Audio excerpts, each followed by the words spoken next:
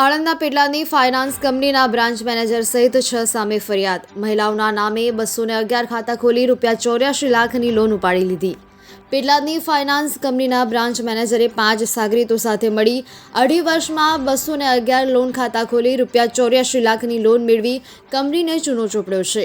ફરિયાદ બાદ શખ્સોની ધરપકડ કરવામાં આવી। બેંગ્લોર સ્થિત માઇક્રો ફાઇનાન્સ કંપની NBFC MFIના ડેપ્યુટી મેનેજર ઉદય ભૂમિહારે પેટલાદ શહેર પોલીસ સ્ટેશનમાં ફરિયાદ નોંધાવી હતી। ખાનગી માણસો ફિલ્ડમાંથી ડોક્યુમેન્ટ્સ લાવતા હતા, જે અસલ ખાતાધારકની જગ્યાએ જે ગ્રાહકોના નામે લોન લીધી છે તે ગ્રાહકનું નામ બેંક ડિટેલ્સ તરીકે રજૂ કરેલી બેંક ખાતાની ચોપડીમાં કોમ્પ્યુટરથી મોડિફાય કરતા હતા।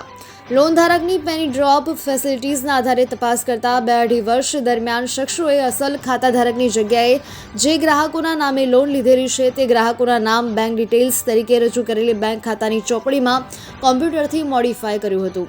સામાન્ય રીતે મહિલાઓના ગ્રુપ બનાવવા, KYC કરવું, સિસ્ટમમાં એન્ટ્રી કરવી, ફિઝિકલી વેરિફિકેશન, ઓરિજિનલ પાસબુકનું ઝેરોક્સ સાથે મેચિંગ જેવા 5 લેચર બાદ લોનની પ્રોસેસ હતી। પેટલાદ ટાઉન પોલીસ સ્ટેશનમાં લોન માટે ડુપ્લિકેટ પેપર્સ તૈયાર કરી મોટી રકમની ઉચાપત કર્યા બાબતે ગુનો LCB દ્વારા દાખલ થયો છે।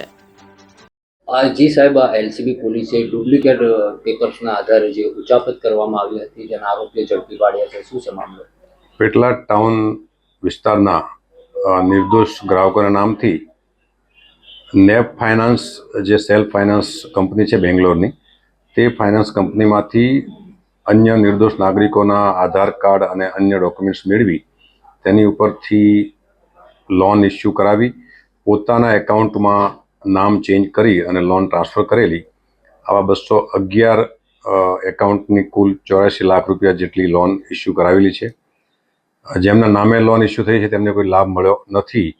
તો આ કૃત્ય કરવામાં રૂબીનાબેન, પરેશભાઈ અને ભાવેશ આ મુખ્ય 3 ફાઇનાન્સ બેંકના એક્ઝિક્યુટિવ તરીકે કામ કરી અને અન્ય 3 આરોપીની મદદથી આ કૃત્ય કર્યું છે।